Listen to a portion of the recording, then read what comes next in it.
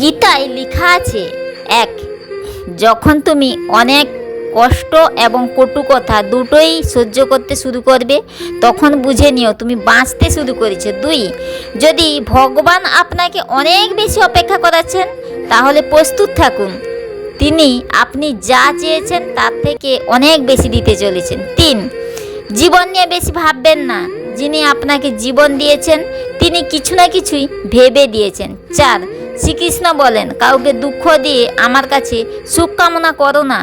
কাউকে যদি ক্ষণিকের জন্য সুখ দাও তাহলে তোমার দুঃখ নিয়ে কখনো চিন্তা করো না।